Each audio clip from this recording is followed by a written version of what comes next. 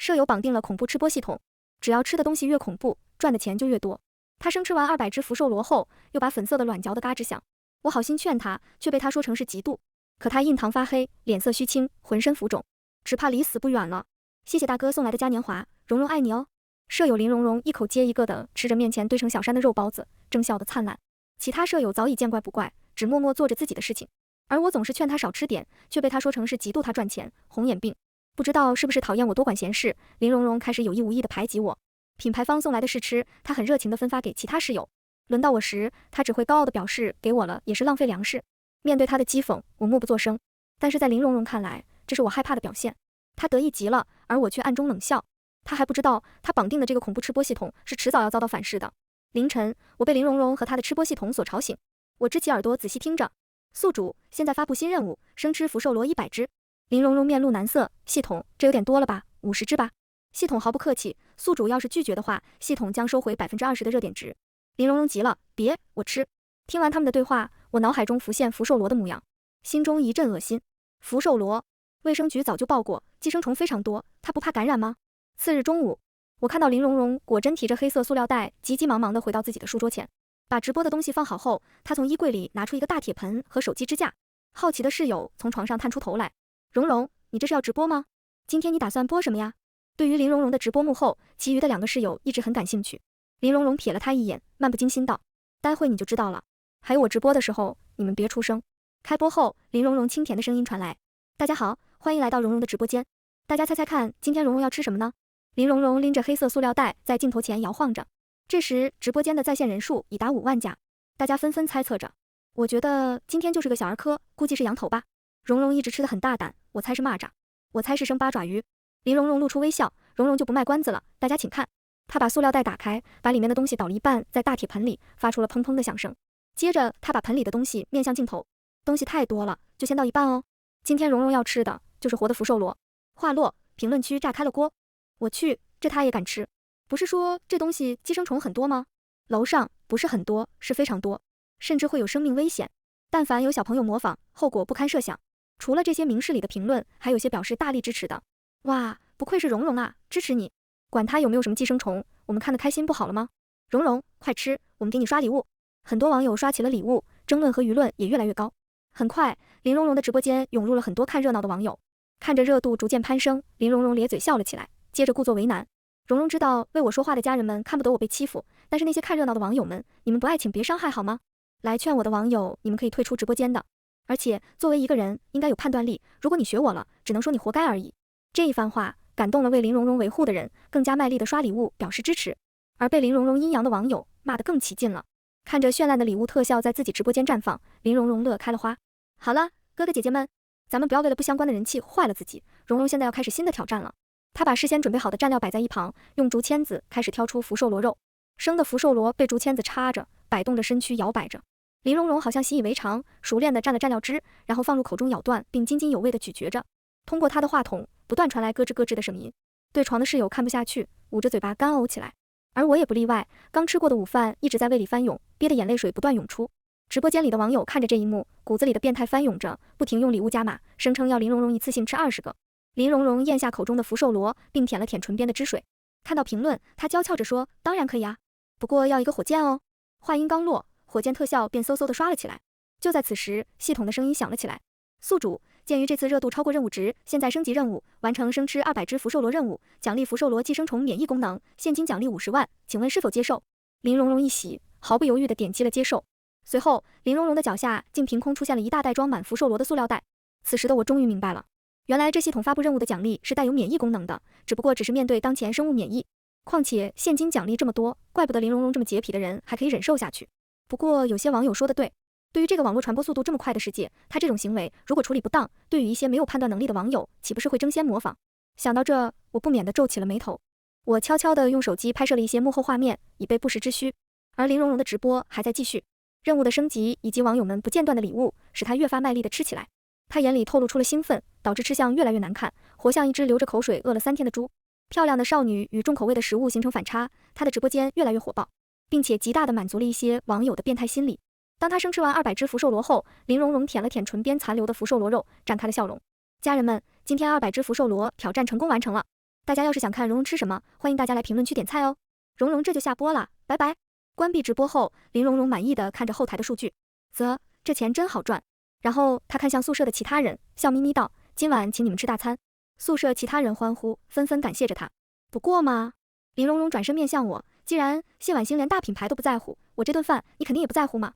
她看看我桌上的复习资料，嘲讽道：“好学生要好好学习，将来才能赚大钱，改善家境，哈哈哈。”林蓉蓉，你要小心反噬，我温声提醒。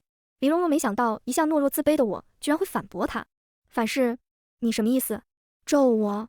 哼，谢婉欣，我告诉你，我一场直播的钱，就比你打工一辈子赚到的钱还多。林蓉蓉不屑地看着我，然后转身离开。我耸了耸肩，毕竟拿命换的钱，我可不敢赚，害怕没命。当天夜里，我睡得很沉，结果不小心错过了系统发布的最新任务。第二天早上，我看到林蓉蓉捧着几个瓶瓶罐罐，一个个按顺序摆好，透明的玻璃罐里竟然装满了密密麻麻的粉红色颗粒。我皱起了眉头，林蓉蓉，你这是什么东西？她无语看着我，这是福寿螺的卵，懂不懂啊你？粉粉的多好看，你自己去网上看看福寿螺的卵被碾碎压爆的声音，可解压了。我摆了摆手，算了，我不懂你们这些吃播。林蓉蓉翻了个白眼，土包子。我看着她发黑的印堂，叹气口气，她的反噬就快来了。家人们，今天蓉蓉玩点新玩法，打 PK 的模式，只要有大哥送蓉蓉一个嘉年华，蓉蓉就舀一大勺福寿螺卵吃，同意的在公屏上扣1。下一刻，满屏的一出现。好，那现在蓉蓉就开始了。连线到的是一个打榜知名网红，他的大哥手榜能力特别的强，这下有好戏看了。对面的网红格外的意外，少见，居然连线到那个知名的义务吃播了。说吧，蓉蓉怎么玩？林蓉蓉娇媚一笑，正常玩法，大哥们看得开心就好。打榜主播有些意外，行，那你输了下播后改名，我输了抽自己3巴掌，让你这个新手。林蓉蓉点头同意。PK 刚开始，林蓉蓉的大哥就豪气的送了3个嘉年华，礼物一送，他赶紧把玻璃罐打开，舀了一大勺粉色的福寿螺卵放入嘴中，接着吃的咯吱咯吱响，粉色的汁水顺着他的嘴唇流了下来。林蓉蓉灵活的舌头一转，又把粉色的汁水舔了进去。这下弹幕爆炸了，哇，这画面，这声音也太带感了，不愧是蓉蓉，什么都敢吃，牛。很快，礼物送的满屏都是，林蓉蓉一直疯狂地往嘴里塞着，嚼着。福寿螺卵粉红色的爆浆流得她满嘴都是，还滴滴答答地滴在书桌上。看着这恶心至极的画面，我实在受不了，抱上书本去了图书馆，打算看会书。可是好心情还没维持多久，就被一通电话打破了。晚上我在宿舍里写作业，这时电话铃响起，来电显示是妈妈。我感到奇怪，平时家里很少打电话，基本都是在微信聊天的，可现在妈妈怎么打电话来了？我连忙接通，电话里传来妈妈的哭泣声，我心里一惊，连忙询问：妈妈，怎么了？你哭什么？妈妈抽抽噎噎地讲了事情的全部经过。听完后，我的后背一阵发毛，原来是妹妹看了一个著名网络主播的吃播。因为我家是农村的，村里到处都是农田和小溪，妹妹一时好奇，下午放学后就去和同学们去田里抓福寿螺，学那个主播生吃。没过多久，妹妹就肚子痛得满地打滚，去医院一查，医生说她感染了寄生虫，需要立刻抢救。而那个主播正是林蓉蓉。我连忙向导员请假，直奔医院。看到父母都在 ICU 前颓废地坐着，我上前安慰着爸妈，询问目前情况。还好妹妹肠胃弱，吃下去没多久就发生了腹泻、呕吐的症状，随即就晕过去了。还好抢救及时，妹妹现在在 ICU 里观察情况。此时此刻，愤怒的情绪占满了我整大脑，刚想打电话怒骂林蓉蓉，就看到林蓉蓉更新了朋友圈动态，照片里林蓉蓉和另外2个室友笑容灿烂。看着林蓉蓉的笑脸，我慢慢平复了心情，想起她绑定的恐怖吃播系统，看着林蓉蓉的虚假又憔悴的笑容，我攥紧拳头。林蓉蓉，既然你为了钱什么都吃，那系统的反噬你也逃不过。我在爸妈身旁坐下，安抚地拍了拍他们的手。我妈愤怒地说，真是可恨，现在的吃播都不考虑对未成年人带来的影响吗？我爸随即叹了口气，人家背后有资本撑腰，我们普通人能怎么办啊？我看着难过的爸妈，表示会给妹妹一个交代。妈妈握了握我的手，安慰道，乖女儿，你不要逞强，我们还是报警吧。妈，报警肯定要的，但是我们无凭无据，不管怎么说，结果就只是封号、罚款而已，而我要做的是收集证据，送她坐牢。此后，我不断地翻看林蓉蓉的直播回放，并大量截取诱导性的、侮辱性的画面和话语。但是我知道这远远不够，还需要再添一把火，而这把火需要林蓉蓉自己来点。网络上关于林蓉蓉吃播的热度越来越高，有个孩子看了林蓉蓉的直播，也学习林蓉蓉去吃福寿螺卵。不幸的是，由于发现比较晚，那个小孩现在在 ICU 里面躺着，生死不明。小孩家长气不过，发文痛斥林蓉蓉身为网络主播，不做好适当的表率，不提供正能量的内容，误导未成年人误入歧途。随着这篇文章的热度飙升，越来越多的网友发表自己家孩子的不幸。林蓉蓉看着网络上铺天盖地对自己的痛斥，愤怒极了。她大晚上疯狂地摔大东西，其他的舍友纷纷有意见，但是碍于之前林蓉蓉对他们很大方，不好意思开口，只好默默忍受着。而我一副漠不关己的模样，但是耳朵却偷偷听着看着林荣荣和系统的对话。系统，现在网络上都是对我的讨伐和责骂，我该怎么办？系统冷漠的电子音中带了些疯狂，这正好是引爆下个热点的好时机。你这不是让我的名声都臭了吗？宿主，钱重要还是名声重要？宿主，现在发布新任务，生吃完20只野生癞蛤蟆，奖励现金50万以及癞蛤蟆寄生虫免疫能力。这……林荣荣一直在床位上翻来覆去，不知道是良心受到谴责，还是想富贵险中求。直到系统逐渐不耐烦催促时，林荣荣才终于表示接受。第二天，林荣荣在众多压力中开启了直播。刚开播，林荣荣就看见弹幕中已经开始吵起来了。更多的网友是在谴责她的良心到底会不会痛，这么多的家庭因为她的错误示范家破人亡。林荣荣看着满屏的恶毒语言，心里有些畏缩。就在此刻，她的耳边响起了系统的声音：本次直播热度超过以往直播，顺利播完奖励100万元。听到这一数额，林荣荣心里的畏缩一瞬间消失殆尽，眼里闪烁着对金钱的渴望。她口吐狂言道：这还能怪我？难道不是你们的看管不力吗？谁叫你们的小孩没有明辨是非的能力，非要来看我的直播？而且我吃了都没事，就你们吃了有事？自己身体素质不行，还学吃播吃东西，真是搞笑。见到他疯癫的样子，我小声劝阻：林荣荣，身体健康第一啊，你不要再吃了。林荣荣听到我的话，眼睛直勾勾地盯着我。我劝某些人不要多管闲事，如果打扰到直播间各位大哥的雅兴，我不介意下次直播尝尝与众不同的东西。听到这一番话，我的全身血液仿佛凝滞了，整个人呆愣在原地。其他室友好像听出了其中的意图，见鬼似的远离了林荣荣。不对，太不对劲了。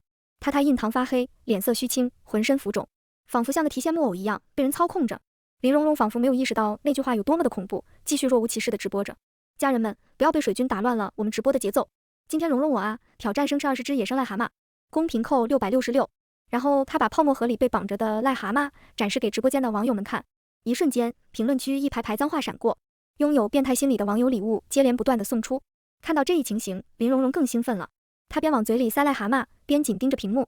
癞蛤蟆在她嘴里爆浆，她嘴角也不断渗出血迹，她却毫不在意，大口大口地咀嚼着。这一幕让她看起来恐怖又诡异。评论区胆小的人纷纷刷起：妈妈快来救我，这里有妖怪！这个主播是不是疯了啊？突然，林荣荣的直播画面断掉了。她立刻拍桌起身，嘴里吃了半截的癞蛤蟆，随着她的叫骂声掉落在地上。直播的最后以林荣荣的尖叫收尾，直播间终于被封了。随即，林荣荣收到了公安局的传话，她整个人愣在原地，而我的耳边也传来了她系统的声音：宿主，你未能完成任务，100万奖励消失，直播热度降低50%。系统话音刚落，林荣荣瘫软在地，崩溃大哭起来。无人注意的角落，我悄悄打字：很高兴能和你配合。而对面的人正是发文痛斥林荣荣的小孩家长。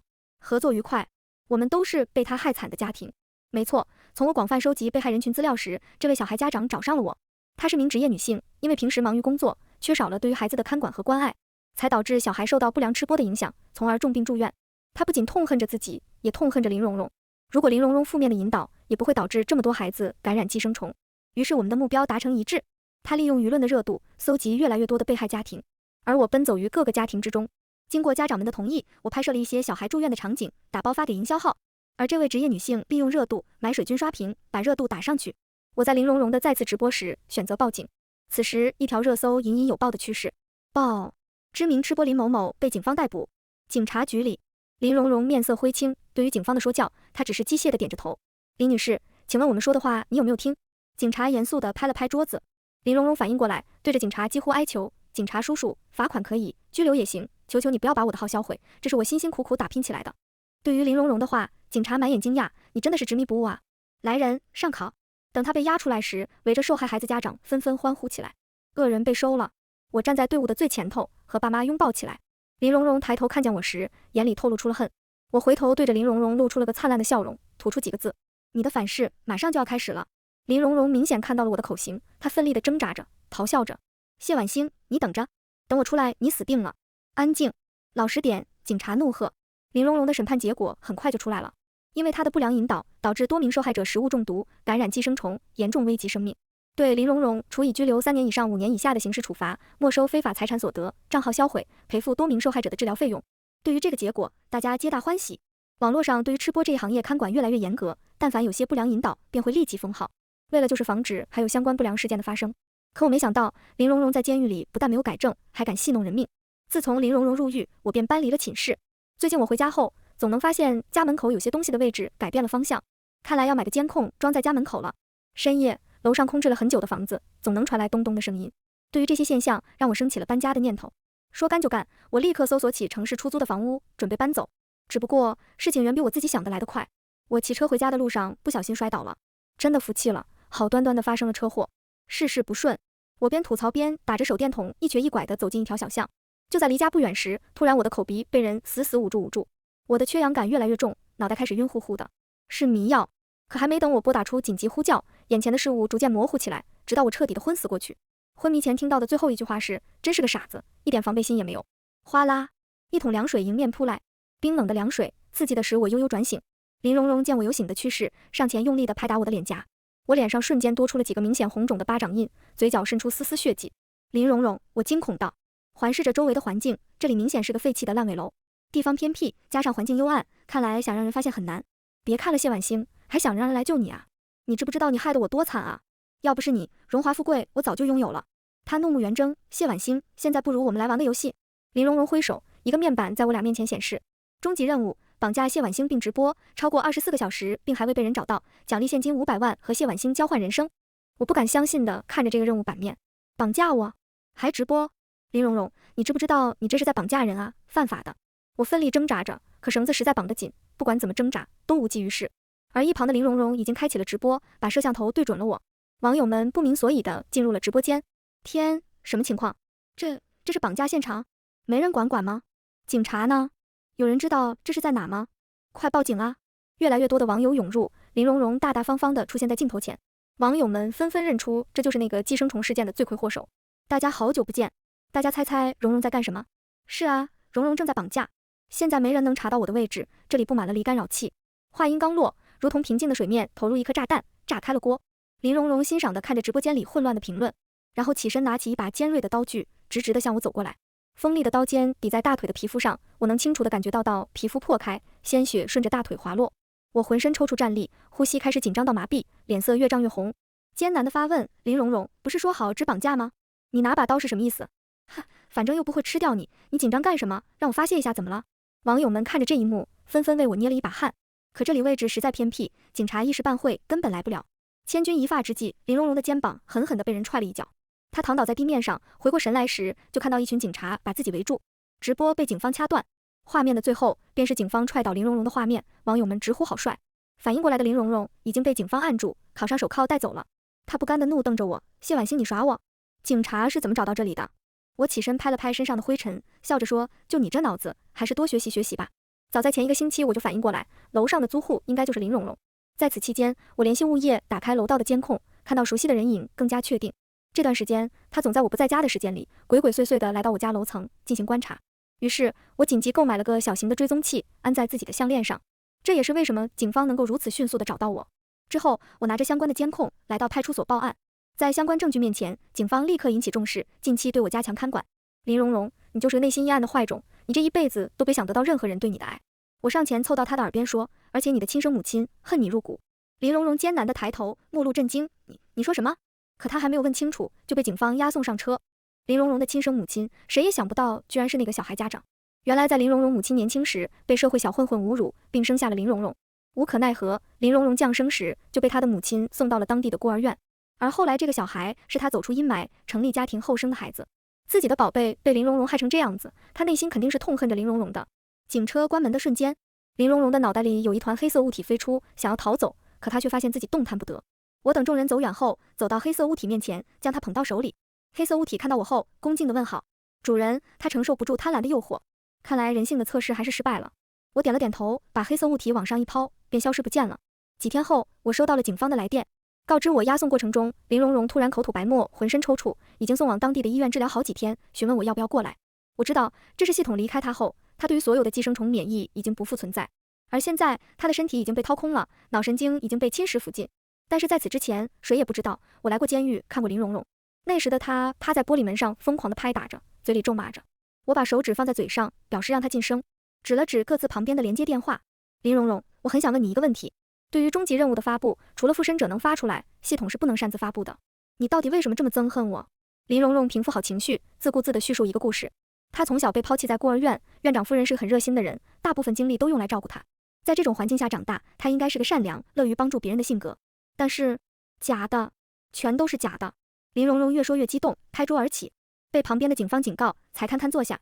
院长夫人为什么大部分精力照顾我？因为她是个女孩，一个漂亮的女孩。来这里收养的人很少是真心的，他们来收养孩子，要么是为了好名声，要么是为了自己的恶趣味。他看着太多同伴被开开心心接走，满身伤痕的扔回孤儿院的门口，他害怕。那时候他在想，院长夫人对我这么好，应该会为他寻找护好人家，但是没有，院长夫人把他送给了一个男人。林蓉蓉强烈反抗，却被困在了一个暗无天日的房间。后来他趁那个男人睡着，勒死他，逃走了。你知道我逃走之后的生活有多艰难吗？不，你不知道。你这个在父母庇护下长大的孩子，根本就不懂我这些，你不懂。所以，我看着那时的你和父母拥抱的场景，你不知道我有多嫉妒你。系统告诉我了，我那时的处境是你一手造成的。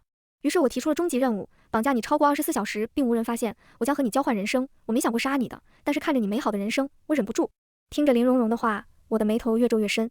那还真是活该你没人疼爱。还记得你被带走时我说的那番话吗？你的亲生母亲是那个被你祸害 ICU 躺着的小女孩的母亲。林蓉蓉听完，震惊随即呆愣起来，嘴里喃喃道：为什么？3天后，我去探望林蓉蓉，她身上已经插满了各种管子，已经神志不清了。我怜悯地叹了口气，也许这是对她最好的惩罚了。谢婉欣视角，在我小的时候，我的脑海里被一个不知名的物体意识占据着。他告诉我，他叫主神，是来自一个高阶文明的世界。而这次他来到人间，就是为了测试有谁能够承受得住人性的考验。原本林蓉蓉可以早些出狱，可她在狱中依靠着系统给予的能力，欺凌他人，还偷东西。警察一教育他，他嘴里就疯癫地喊着，全是你们害的。本来只用坐3年的牢，延长成了5年。他出狱后还不知悔改，甚至妄图绑架我，与我交换人生。如今这种结果也是他活该。主神，这次人性测试的任务完成了，我能申请一个奖励吗？可以。那我就希望 ICU 里躺着的那个女孩能够恢复健康吧。为什么？她不是抛弃子女的恶人生下的孩子吗？可是孩子是无辜的，有罪的是大人，不应该把大人的罪过让孩子承受。虽然我不懂你们人类的情感，但是我觉得你说的很有道理。你许的愿望已完成，未来还在继续。主神给我的任务还在进行。